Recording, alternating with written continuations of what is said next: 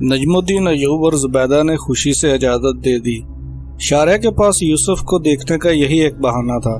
شارع کو جب بھی فرصت ملتی وہ نجم الدین ایوب کے ہاں پہنچ جاتی۔ پھر ایک دن اسے یوسف تنہائی میں مل گیا۔ یہی وہ ساعت تھی جب شارع نے یوسف کے سامنے کھل کر اپنی محبت کا اظہار کر دیا۔ یوسف، تم ایک سپہ سالار کے بیٹے ہو اور سلطان عادل کے مصابے خاص ہو۔ شارع کے لہجے میں سوز، عشق اور دل کا درد شامل تھا۔ میں ایک ادنا کنیز سہی مگر تم سے بے پناہ محبت کرتی ہوں، ایسی محبت کہ تمہاری والدہ کے بعد شاید ہی دنیا کی کوئی عورت اس کا دعویٰ کر سکے۔ یوسف یعنی صلاح الدین خاموشی سے شارع کی بے حد جذباتی گفتگو سن رہا تھا۔ میں اپنی محبت کا جواب محبت سے نہیں چاہتی۔ یکایک شارع کی آنکھوں میں نمی جھلکنے لگی۔ بس تم مجھ سے ایک وعدہ کر لو، صرف زبانی وعدہ۔ کیسا وعدہ؟ یوسف نے چونک کر کہا۔ یہی کہ تم مجھے یاد رکھو گے مگر برے نام سے نہیں۔ شارع روتے ہوئے التجا کر رہی تھی۔ میں نے اسی واقعے کو یکسر فراموش کر دیا ہے شارع، یوسف نے انتہائی نرم و شیریں لہجے میں کہا، تاکہ اس لڑکی کے دل سے جرم کا احساس مٹ جائے۔ یہ تمہاری عظمت ہے یوسف کہ تم نے اس واقعے کو بھلا دیا، مگر وعدہ کرو کہ تم مجھے کبھی فراموش نہیں کرو گے۔ جب تم بہت بڑے آدمی بن جاؤ اور لوگ تمہاری قربت کو ترسیں گے تو مجھے اپنے دیدار سے محروم نہ کر دینا۔ اپنے محافظ سپاہیوں کے نام فرمان جاری کر دینا کہ جب شارع نام کی کوئی مجنون عورت تم سے ملنے آئے تو اسے نہ روکا جائے۔ شارع کے جذبات دیکھ کر یوسف کچھ دیر کے لیے اپنی جگہ پر ساکت ہو کر رہ گیا۔ پھر جب حیرت و سکوت کی یہ کیفیت زائل ہوئی تو وہ مسکراتے ہوئے شارع سے مخاطب ہوا، تمہیں کیسے معلوم ہے کہ میں بڑا انسان بن جاؤں گا؟ شارع نے انتہائی پرسوز لہجے میں کہا، میرا دل گواہی دیتا ہے کہ تم ایک دن بہت بڑے مرتبے پر پہنچو گے۔ یوسف نے شارع کی گفتگو کو ایک شدید جذباتی عمل سے تعبیر کیا اور مسکراتے ہوئے کہا، اگر میری زندگی میں وہ دن آیا تو تم کسی رکاوٹ کے بغیر مجھ تک پہنچ سکو گی۔ شارع کے دلکش چہرے پر ایسی اطمینان کی لہر دوڑ گئی جیسے اسے زمانے بھر کی دولت مل گئی ہو۔ تہمت ترازی کے اس واقعہ کے بعد یوسف کی قدر و منزلت میں مزید اضافہ ہو گیا تھا اور سلطان نور الدین زنگی اس پر پہلے سے زیادہ مہربان نظر آنے لگے تھے۔ یہ ایک دنیاوی کلیہ ہے کہ جب کسی انسان کو عزت و دولت حاصل ہوتی ہے تو اس کے قریبی دوست اور عزیز دار بھی دشمن یا حاسدوں کی صف میں کھڑے ہو جاتے ہیں۔ غیروں کا تو ذکر ہی کیا، دربار سلطانی میں نوعمر یوسف کی غیر معمولی مقبولیت نے بعض ان امراؤں کو بھی حسد میں مبتلا کر دیا تھا جو بہت روشن خیال اور اعلیٰ ظرف تصور کیے جاتے تھے۔ معزول امیر بن مرکوم ویسے ہی یوسف سے شدید نفرت کرتا تھا۔ اس نے انتقام لینے کے لیے ان امیروں کو بھی ورگلانا شروع کیا جن سے اس کے قریبی تعلقات تھے۔ وہ دن دور نہیں جب ایک کرد ہم اعلیٰ نسب عربوں پر حکومت کرے گا۔ امیر ابن مرکوم ایک خفیہ نشست میں یوسف کے خلاف زہر اگر رہا تھا۔ اس وقت سلطان نور الدین زنگی کے 3 بڑے امراء راشد بن عبداللہ، عمیر بن مروان اور فواد بن کعب موجود تھے۔ میں تو درگاہ سے نکالا جا چکا ہوں۔ اگر آپ حضرات کو سلطان عادل کی قربت حاصل ہے۔ امیر بن مرکوم کے لہجے سے نجم الدین ایوب اور اس کے خاندان کے لیے شدید نفرت کا اظہار ہو رہا تھا۔ سلطان عادل کو سمجھائیں کہ نجم الدین ایوب اور اسد الدین شراکوں پر زیادہ اعتبار نہ کرے۔ وہ اپنے عہدے اور منصب اور اختیارات سے فائدہ اٹھاتے ہوئے کسی وقت بھی سلطان معظم کا تختہ الٹ سکتے ہیں۔ میں نے اس خاندان کا زور توڑنے کے لیے کوشش کی تھی مگر افسوس تقدیر نے میرا ساتھ نہیں دیا۔ امیر راشد بن عبداللہ، عمیر بن مروان اور فواد بن کعب ابن مرکوم کی منطقی گفتگو سے متاثر نظر آ رہے تھے۔ ٹھیک ہے، آج میں سلطان عادل کی نظروں سے گر گیا ہوں مگر پرانا خادم گار ہوں، اس لیے نمک کا حق ادا کر رہا ہوں۔ امیر ابن مرکوم کے چہرے سے اداسی جھلکنے لگی تھی اور وہ ایک فتنہ گر اور عجیب چال چل رہا تھا۔ میں تم لوگوں کے ساتھ بھی دوستی کا حق ادا کر رہا ہوں۔ صرف سلطان عادل ہی کے اقتدار کو خطرہ نہیں تمہاری کرسیاں بھی آنے والے طوفان کی زد میں ہیں۔ تینوں امراء ابن مرقوم کے فریب میں آ گئے تھے۔ آخر اس مسئلے کا حل کیا ہے؟ امیر راشد بن عبداللہ نے ابن مرقوم سے پوچھا۔ ہم خود بھی اس خاندان کے بڑھتے ہوئے اثرات سے خائف ہیں۔ اس مسئلے کا بس ایک ہی حل ہے۔ امیر ابن مرقوم نے بڑی عیاری سے لب کشائی کی۔ سلطان عادل کو مشورہ دیں کہ بیک وقت دونوں بھائیوں کے ہاتھوں میں فوجوں کی کمان نہیں ہونی چاہیے۔ پہلے اسد الدین شراکو کو سلاری کے عہدے سے ہٹا کر دربار کی چار دیواری تک محدود کر دیا جائے تاکہ وہ سلطان عادل کی خدمت میں صرف سلام پیش کرتا رہے۔ اسد الدین شراکو کے ہاتھ میں تلوار کا رہنا انتہائی خطرناک بات ہے۔ یہ کہہ کر امیر ابن مرقوم کچھ دیر کے لیے خاموش ہو گیا اور تینوں امراء کے چہرے کا جائزہ لینے لگا۔ ابن مرقوم کے دلائل اور چرب زبانی نے اپنا کام دکھا دیا تھا۔ سردار عمیر بن مروان نے اس کی تائید کرتے ہوئے کہا، اسداللہ شراکو بہت جنگجو انسان ہے، ہر وقت قہر و غضب کا مجسمہ نظر آتا ہے۔ امیر ابن مرقوم نے لوہا گرم پا کر ایک اور بھرپور ضرب لگائی۔ اسد الدین شراکو جنگجو ہی نہیں، ایک نہایت شاطر انسان بھی ہے اور اپنے بھائی نجم الدین ایوب سے زیادہ خطرناک ہے۔ اسے سلاری کے منصب سے ہٹانے کے بعد کسی دوسرے موقع پر نجم الدین ایوب کے ہاتھ سے بھی تلوار لے کر اسے دربار میں بٹھا دیا جائے گا۔ اس طرح زنگی خاندان کا اقتدار بھی محفوظ ہو جائے گا اور آپ حضرات کی کرسیاں بھی۔ پھر تینوں امراء ابن مرقوم سے وعدہ کر کے اٹھے کہ وہ عنقریب اس خاندان سے نجات حاصل کر لیں گے۔ پھر وہ دن امیر ابن مرقوم کی زندگی کا یادگار دن تھا جب پورے شام میں یوسف یعنی صلاح الدین کی موت کی خبر عام ہو چکی تھی۔ امیر ابن مرقوم خوشی سے پاگل ہو کر گلی کوچوں میں ناچ رہا تھا اور چیختا چلاتا پھر رہا تھا، لوگوں سنو، قدرت نے میرے ساتھ انصاف کر دیا۔ نجم الدین ایوب نے اپنے اختیارات استعمال کر کے مجھے سلطان عادل کے ہاتھوں معزول کرا دیا تھا، مگر حقیقی عادل تو اللہ کی ذات پاک ہے، اس کی عدالت میں کسی کی سفارش نہیں چلتی۔ اس نے میری ذلت و رسوائی کا انتقام لے لیا اور نجم الدین ایوب کا بیٹا یوسف صلاح الدین مر گیا۔ امیر ابن مرقوم کی وحشیانہ چیخیں سن کر بہت سے لوگ اپنے گھروں سے نکل آئے تھے۔ ان کے چہروں سے افسوس کا اظہار ہو رہا تھا۔ جو لوگ تہمت ترازی کے واقعہ سے باخبر تھے، انہیں پاک باز اور جوان سال یوسف کی ناگہانی موت کا بہت صدمہ تھا، اور وہ اسلامی رسم کے مطابق دل ہی دل میں مرنے والے کے لیے مغفرت کی دعائیں کر رہے تھے۔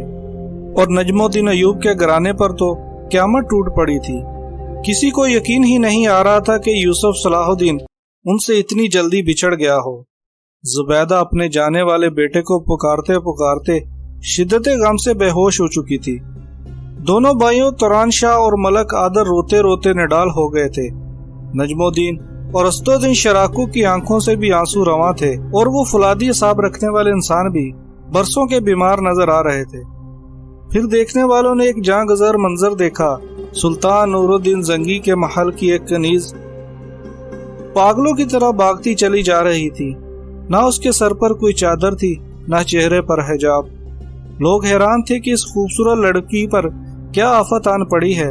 وہ زاروں قطار رو رہی تھی اور ہیجانی انداز میں چیخ رہی تھی، لوگوں تم نے میرے یوسف کو دیکھا ہے؟ وہ مجھ سے ملے بغیر کہاں چلا گیا؟ یہ لڑکی شارعہ تھی جو یوسف یعنی صلاح الدین کے مرنے کی خبر سن کر تقریباً اپنے ہوش و آواز کھو بیٹھی تھی۔ پھر وہ ایک ہی رفتار سے بھاگتی ہوئی نجم الدین ایوب کے گھر پہنچی۔ بکھرے ہوئے بال، گرد و غبار سے ہٹا ہوا چہرہ اور چڑی ہوئی سانسیں۔ نجم الدین ایوب اسے ایک نظر میں نہیں پہچان سکا۔ تم کون ہو بیٹی؟ نجم الدین ایوب نے چند لمحوں کے لیے اپنے غم بلا کر اس پریشان حال لڑکی سے سوال کیا۔ بابا میں شارعہ ہوں۔ یہ کہتے ہوئے وہ نجم الدین ایوب کی طرف بڑھی۔ لوگ جھوٹ بولتے ہیں بابا، یوسف مجھ سے ملے بغیر کہیں نہیں جا سکتا۔ یہ کہہ کر شارعہ نے نجم الدین ایوب کے سینے پر سر رکھ دیا اور بے ہوش ہو گئی۔ اس المناک واقعہ کی تفصیل یہ ہے کہ سلطان نور الدین زنگی نے یوسف کو اپنے محمد غلام امین کے ساتھ ایک خفیہ سرکاری کام سے شہر حما بھیجا تھا۔ پھر ایک رات جب تمام لوگ گہری نیند میں ڈوبے ہوئے تھے تو اچانک زلزلے نے پورے شہر کو اپنی لپیٹ میں لے لیا۔ زلزلہ اتنا شدید تھا کہ چند لمحوں میں حما کی زمین زیر و زبر ہو گئی۔ پھر جب صبح ہوئی تو قریب کے شہر میں ٹھہرے ہوئے سلطان نور الدین زنگی کے جاسوسوں نے یہ عبرتناک منظر دیکھا۔ ایک رات میں پورا شہر کھنڈر بن گیا تھا۔ پھر برق رفتار شاہ سواروں نے شام پہنچ کر سلطان عادل کو اطلاع دی کہ ہما میں ہر طرف تباہی کا منظر ہے، ایک مقام بھی زلزلے سے محفوظ نہیں رہا۔ کیونکہ یوسف بھی ہما میں ایک مقام میں مقیم تھا، اس لیے اس کی موت کا یقین کر لیا گیا۔ نجم الدین ایوب کا گھر ماتم کدا بنا ہوا تھا۔ شامی فوج کا سالار ہونے کے باعث بہت سے سپاہی اور درباری امراء مسلسل تعزیت کے لیے آ رہے تھے۔ غم گساروں میں وہ تینوں منافق امیر راشد بن عبداللہ، عمیر بن مروان اور فواد بن کعب بھی تھے، جو امیر ابن مرکوم کے فریب میں آ گئے تھے اور در پردہ نجم الدین ایوب کو اس کے عہدے سے ہٹانے کے لیے سازشیں کر رہے تھے۔ ہم اس جوان مرد یوسف کا ماتم کرتے ہیں، امیر راشد بن عبداللہ نے مصنوعی طور پر رنج و الم کا اظہار کرتے ہوئے کہا۔ دوسرے امیر فواد بن کعب نے عثمان کی طرف دیکھتے ہوئے کہا، اے فلکے کج رفتار، یہ کیسا ستم ہے، بوڑھے ماں باپ وقت کے تھپڑے کھانے کے لیے زندہ رہ گئے اور ان کے کڑیل جوان کو خاک میں ملا دیا گیا۔ یہ کہتے ہوئے امیر فواد بن کعب نے آنکھوں میں آنسو لانے کی ناکام کوشش کی۔ اگرچہ تنہائی میں روتے روتے نجم الدین ایوب کی آنکھیں سوج گئی تھیں، لیکن وہ تعزیت کرنے والوں کے سامنے غیر معمولی ضبط و تحمل کا مظاہرہ کر رہا تھا۔ امیر، آپ کے ہمدردانہ جذبات کا بے حد شکریہ، مگر ایک مومن کے لیے یہ انداز گفتگو جائز نہیں۔ بے شک یوسف کے غم میں ہمارے دل اداس ہیں اور آنکھیں اشکبار ہیں، لیکن ہمیں ہر حال میں راضی راضی رہنا چاہیے۔ تیسرے امیر عمیر بن مروان نے اپنے جذبات کی تسکین کے لیے عجیب انداز سے نجم الدین ایوب کی دل آزاری کی۔ مجھے یوسف کی موت سے زیادہ اس بات کا غم ہے کہ تمہارے بیٹے کو قبر نہیں ملی، نہ اسے غسل دیا گیا، نہ اس کا نماز جنازہ پڑھا گیا۔ اللہ ایسی موت کسی کو نہ دے۔ عمیر بن مروان کی بات سن کر نجم الدین ایوب کے چہرے پر ناگواری کا رنگ ابھر آیا، لیکن وہ مروت میں خاموش رہا۔ امیر، یہ تم رسم تعزیت ادا کر رہے ہو یا ہماری مجبوریوں کا مذاق اڑا رہے ہو؟ اسد الدین شراکو اپنے آپ پر قابو نہ رکھ سکا اور انتہائی تلخ لہجے میں امیر بن مروان کو اس دل خراش گفتگو کا جواب دیتے ہوئے بولا، میرا یہ مطلب نہیں۔ امیر بن مروان گھبرا سا گیا تھا اور اس کے لہجے میں ہلکی سی لکنت آ گئی تھی۔ ایک دن سب کو مر جانا ہے، لیکن جانے والے اپنی کوئی نشانی تو چھوڑ جاتے ہیں۔ امیر بن مروان نے بات بنانے کی کوشش کی، میں تو یہ کہنا چاہتا تھا کہ تم اتنے بڑے کھنڈروں میں اپنے بیٹے کی لاش کو کیسے تلاش کرو گے؟ اسد الدین شراکو مزید جواب دینا چاہتا تھا، لیکن اچانک پوری گلی سرکاری نقیبوں کی آواز سے گونج اٹھی، سلطان عادل تشریف لا رہے ہیں۔ نقیبوں کی آواز نے صورتحال کو یکسر بدل ڈالا تھا۔ نجم الدین ایوب اور اس کا چھوٹا بھائی اسد الدین شراکو تیزی کے ساتھ دروازے پر پہنچے۔ سلطان نور الدین زنگی کی سواری اپنے سپہ سالار کے دروازے پر آ کر رکی۔ پھر وہ باجرو حکمراں نیچے اترا۔ سلطان عادل کے ہمراہ قاضی ابن ارسون بھی تھے۔ دیکھنے والوں نے دیکھا کہ دونوں کے چہرے پر گہری اداسی چھائی ہوئی تھی۔ پھر سلطان نور الدین زنگی اور قاضی ابن ارسون نجم الدین ایوب اور اسد الدین شراکو سے گلے ملے۔ اس کے بعد دونوں اندرون خانہ چلے گئے۔ یوسف میرا خدمتگار یا مصاحب خاص نہیں تھا، سلطان نور الدین زنگی نے رسم تعزیت ادا کرتے ہوئے کہا، وہ میرے چھوٹے بھائیوں کی طرح تھا اور اس سے مجھے بڑی امیدیں وابستہ تھیں، لیکن حق تعالیٰ کی مرضی میں پوری کائنات مل کر بھی دخل انداز نہیں ہو سکتی۔ یہ کہتے کہتے سلطان محمود زنگی کی آنکھوں میں آنسو آ گئے تھے اور فضا پہلے سے زیادہ سوگوار ہو چکی تھی۔ والی شام کی یہ کیفیت دیکھ کر تینوں امیر راشد بن عبداللہ، فواد بن کعب اور امیر بن مروان دل ہی دل میں بہت خوش ہوئے۔ امیر بن مرکوم نے تو انہیں یہ کہہ کر ورگلایا تھا کہ نجم الدین ایوب اور اسد الدین شراکو دربار سلطانی میں بہت زیادہ رسائی حاصل کر چکے ہیں، لیکن آج جب ان تینوں نے یوسف کے لیے انتہائی تحسین امیز کلمات سنے تو انہیں اندازہ ہو گیا کہ مرنے والا اپنے باپ اور چچا سے بھی زیادہ آگے بڑھ کر سلطان عادل کے بہت قریب ہو چکا تھا، اور یہی وجہ تھی کہ وہ تینوں جواں مرد یوسف کی موت پر انتہائی خوشی محسوس کر رہے تھے۔ ان کے خیال میں قدرت ان پر بہت زیادہ مہربان تھی کہ ایک زہریلا کانٹا خود بخود ان کے راستے سے ہٹ گیا تھا۔ پھر قاضی ابن ارسطو نے نہایت رقت امیز لہجے میں اپنے شاگرد خاص کے لیے دعائے مغفرت کی، یہاں تک کہ اس مجلس میں موجود تمام لوگوں کی آنکھوں سے آنسو رواں ہو گئے۔ خود سلطان نور الدین محمود زنگی کی آنکھوں سے بہنے والے آنسوؤں نے ان کی داڑھی کو بھگو دیا تھا۔ تینوں حاسد امیروں نے بھی سلطان عادل کو خوش کرنے کے لیے رونے کی کوشش کی، مگر آنکھوں کے گوشے تو اس وقت بھیگتے ہیں جب دل پر چوٹ پڑتی ہے، اور راشد بن عبداللہ اور فواد بن کعب اور عمیر بن مروان کے سینوں میں دل کی جگہ پتھر رکھے ہوئے تھے۔ پھر جب سلطان نور الدین محمود زنگی رخصت ہونے لگے تو انہوں نے اپنے سپہ سالار نجم الدین ایوب کو مخاطب کرتے ہوئے کہا، اگرچہ سرکاری کرندوں نے اطلاع دی ہے کہ شہر حماد میں سارے مکانات منہدم ہو گئے ہیں اور دور تک انسانی زندگی کے آثار نہیں ملتے، مگر پھر بھی یوں محسوس ہوتا ہے کہ جیسے سرگوشی میں کوئی مجھ سے کہہ رہا ہو کہ یوسف محفوظ ہے۔ آمین۔ قاضی ابن ارسطو نے بآواز بلند کہا، آپ سلطان عادل ہیں اور مجھے یقین ہے کہ اللہ تعالیٰ آپ کی دعا ضرور سنے گا۔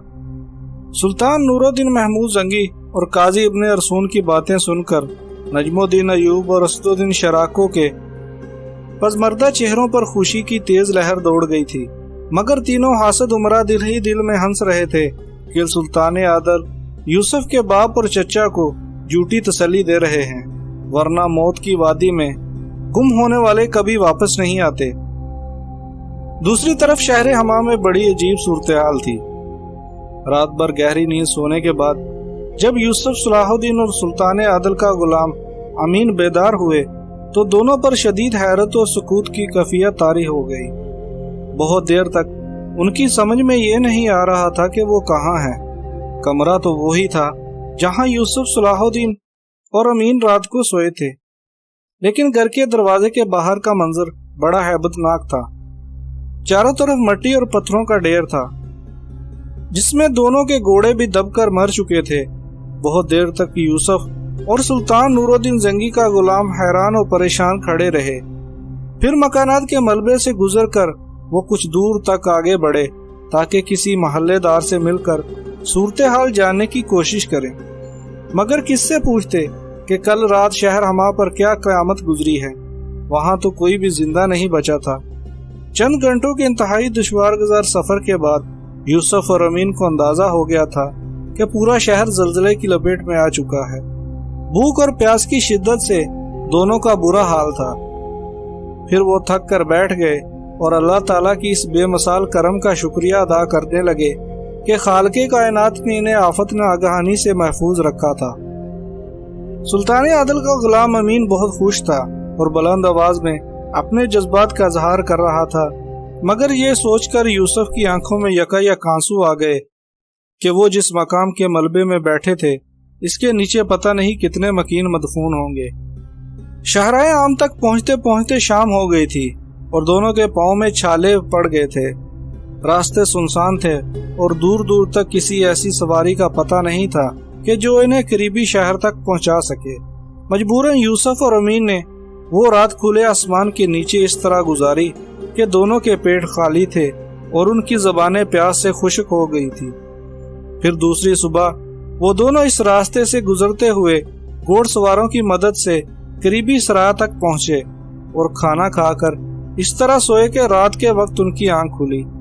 الغرض 3 دن کی اذیت ناک مسافت کے بعد یوسف اور امین انتہائی شکستہ حالت میں دارالحکومت شام پہنچے۔ پورے شہر میں ایک تہلکہ مچ گیا۔ کسی کو ان کے زندہ ہونے کا یقین نہیں تھا، مگر وہ دونوں زندہ تھے۔ پھر سلطان نور الدین محمود زنگی نے یوسف کے زندہ و سلامت بچ جانے پر جشن خاص کا اہتمام کیا۔ خود سلطان عادل نے اپنے ہاتھ سے یوسف کو قبائے زر نگار پہنائی۔ یہ منظر دیکھ کر نجم الدین ایوب اور اسد الدین شراکو کی آنکھوں میں آنسو آ گئے، مگر یہ آنسو اظہار تشکر کے طور پر تھے کہ خالق کائنات نے ان کے بیٹے کو دوسری زندگی عطا کی تھی۔ امیر راشد بن عبداللہ، عمیر بن مروان اور فواد بن کعب کے چہرے مسخ ہو کر رہ گئے تھے۔ ان تینوں سے یہ جشن مسرت برداشت نہیں ہو رہا تھا۔ اگر ان کی یہ حرکت درباری آداب کے خلاف نہ ہوتی تو وہ یہ منظر دیکھنے کی بجائے دربار سے اٹھ کر جا چکے ہوتے یا پھر اس جشن خاص میں شریک ہی نہ ہوتے۔ مگر قدرت کے کھیل بھی عجیب ہوتے ہیں۔ وہ تینوں حاسد عمرہ یوسف یعنی صلاح الدین کو اس طرح مردہ دیکھنا چاہتے تھے کہ اس کی قبر کا نام و نشان تک نہ ہوتا، مگر یہ کیسی ناقابل یقین بات تھی کہ یوسف نہ صرف زندہ تھا بلکہ سلطان نور الدین محمود زنگی اسے اپنے دستے مبارک سے خلعت خاص پہنا رہے تھے۔ امیر راشد بن عبداللہ، فؤاد بن کعب اور عمیر بن مروان ناقابل بیان اذیت و کرب میں مبتلا تھے۔ سلطان نور الدین محمود زنگی ایک ولی صفت حکمران تھے۔ ان کی حکومت میں رقص و سرور اور شراب نوشی ممنوع تھی۔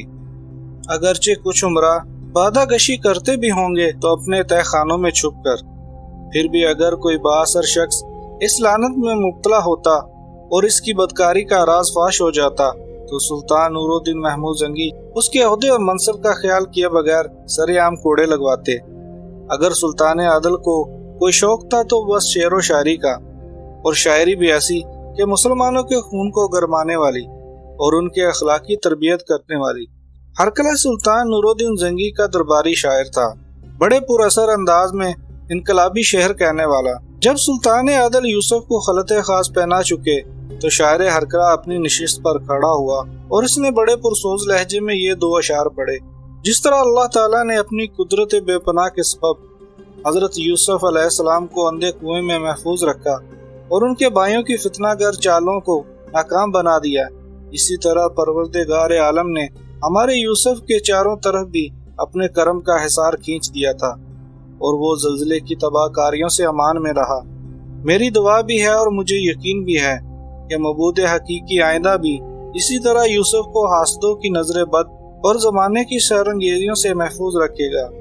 پھر کچھ دن بعد ہی شاعر ہرقلہ کی دعائیں عالم اسباب میں ظاہر ہو گئی۔ امیر راشد بن عبداللہ ایک دن اپنے گھوڑے پر سوار جا رہا تھا کہ اس وقت اس کا گھوڑا پوری رفتار میں تھا کہ یکا یک گھوڑے نے ٹھوکر کھائی اور وہ اوندے منہ گر پڑا۔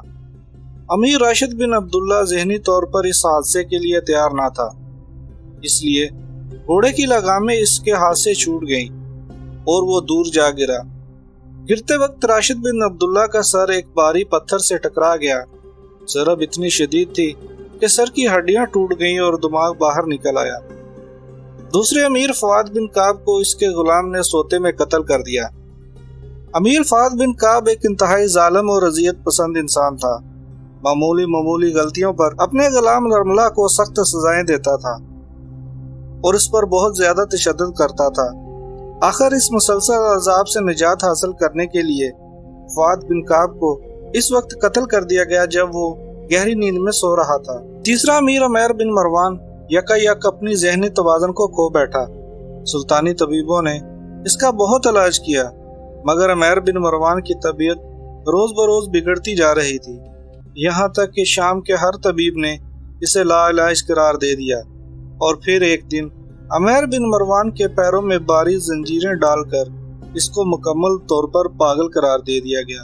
امیر ابن مرکوم جو یوسف کے خلاف سازش کرنے والا پہلا شخص تھا، پہلے ہی معتوب و مفلس ہو چکا تھا۔ اب اچانک اس پر جزام یعنی کوڑوں کا حملہ ہوا تھا۔ وہ تصویر عبرت بن کر رہ گیا تھا۔ اگرچہ ان چاروں واقعات کو محض اتفاق سمجھا گیا، لیکن در حقیقت یہ ان بدکار عمراؤں کی اعمال کی سزا تھی جو اس وقت ظاہر ہوئی جب ان لوگوں نے یوسف یعنی صلاح الدین کے خلاف ریشہ دیوانیاں شروع کی۔ امیر ابن مرکوم کی تہمت ترازی اور زلزلے کی تباہ کاری سے محفوظ رہنے کے بعد شام کے باخبر دور اندیش لوگوں نے سمجھ لیا تھا کہ یوسف کوئی غیر معمولی نوجوان نہ ہے۔ یوسف صلاح الدین کی بحفاظت واپسی اور خلعت خاص سے نوازے جانے کے بعد شاریہ کی خوشی کا کوئی ٹھکانہ نہیں رہا تھا۔ وہ نجم الدین ایوب کے سامنے بار بار اپنا ایک ہی جملہ دہراتی تھی، بابا میں نے آپ سے کہا تھا نا کہ یوسف مجھ سے ملے بغیر نہیں جا سکتا۔ جب یوسف نے شاریہ کی بات سنی تو وہ باپ کے سامنے خاموش رہا، لیکن تنہائی میں اس نے اپنی ماں زبیدہ سے پوچھا، محترم شاریہ کیا کہتی ہے؟ زبیدہ نے بڑی محبت سے اپنے بیٹے کو اس واقعے کی تفصیلات بتاتے ہوئے کہا، میرے بچے جب تمہاری موت کی خبر شام کی گلی کوچوں میں عام ہو چکی تھی تو بس عزیزوں اور شناساؤں میں یہی ایک لڑکی تھی جسے تمہاری موت کا یقین نہیں آیا۔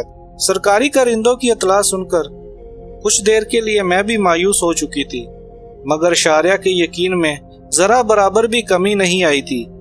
وہ مجھ سے اور تمہارے باپ سے یہی کہتی تھی کہ یوسف اس سے ملے بغیر نہیں جا سکتا۔ والدہ کی بات سن کر یوسف گہری سوچ میں ڈوب گیا۔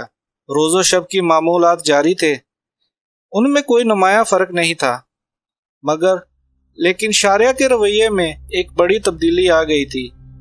وہ پہلے کبھی کبھی نجم الدین ایوب کے گھر آتی تھی، لیکن زلزلے کے واقعے کے بعد شاریہ نے بلا ناگہ آنا شروع کر دیا۔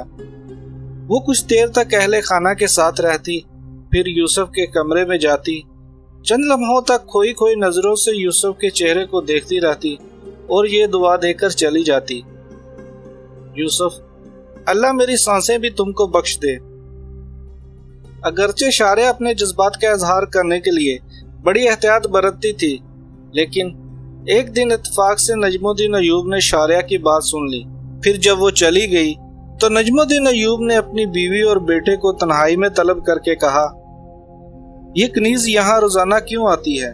نجم الدین ایوب نے اپنی بیوی کو مخاطب کرتے ہوئے کہا، اس کے لہجے میں ہلکی سی سختی تھی، وہ بے ماں باپ کی بچی ہے۔ شاریہ کے لیے زبیدہ کے لہجے میں گہری ہمدردی تھی اور کسی حد تک محبت بھی جھلک رہی تھی۔ وہ اپنے احساس جرم کی شدت کو کم کرنے کے لیے ہمارے گھر میں آتی ہے، اور پھر اس نے کبھی کبھی آنے کے لیے آپ سے اجازت بھی طلب کی تھی۔ زبیدہ نے شاریہ کی صفائی پیش کرتے ہوئے کہا، میں نے اسے کبھی کبھی آنے کی اجازت دی تھی۔ نجم الدین ایوب کا لہجہ مزید سخت ہو گیا تھا، اور اب میں اس اجازت نامے کو منسوخ کرتا ہوں۔ شاریہ سے کھلے لفظوں میں کہہ دیجیے گا کہ آئندہ وہ ہمارے گھر میں داخل نہ ہو۔ شوہر کا حکم سن کر زبیدہ اور یوسف دونوں حیران رہ گئے تھے۔ پھر جب کچھ دیر بعد حیرت و سکوت کی یہ کیفیت زائل ہوئی تو زبیدہ نے نجم الدین ایوب سے پوچھا، آخر آپ کو یہ نیا حکم نامہ صادر کرنے کی ضرورت کیوں پیش آئی؟ وہ بے سہارا اور معصوم بچی جو ہمارے اہل خانہ کی طرح ہے، اس پر کسی وجہ کے بغیر گھر کے دروازے کیسے بند کیے جا سکتے ہیں؟ مجھ میں اتنی اخلاقی جرت نہیں کہ شاریہ کو یہاں آنے سے روک سکوں۔ آپ نادان اور کم نظر ہیں۔ بیوی کی بات سن کر نجم الدین ایوب کے چہرے پر ناگواری کا گہرا رنگ ابھر آیا تھا۔ شاریہ بے سہارا تو ہو سکتی ہے، لیکن وہ معصوم ہرگز نہیں۔ میں آپ کی بات سمجھنے سے قاصر ہوں۔ زبیدہ کی حیرت میں بھی مزید اضافہ ہو چکا تھا۔ یوسف بظاہر خاموش تھا، مگر باپ کی باتوں نے اس کے ذہن کو بھی بری طرح الجھا کر رکھ دیا تھا۔ اپنے جرم پر ندامت کا اظہار کرنا تو صرف ایک بہانہ ہے۔ نجم الدین ایوب نے سخت لہجہ اختیار کرتے ہوئے کہا، وہ معصوم نہیں، ایک شاطر کنیز ہے۔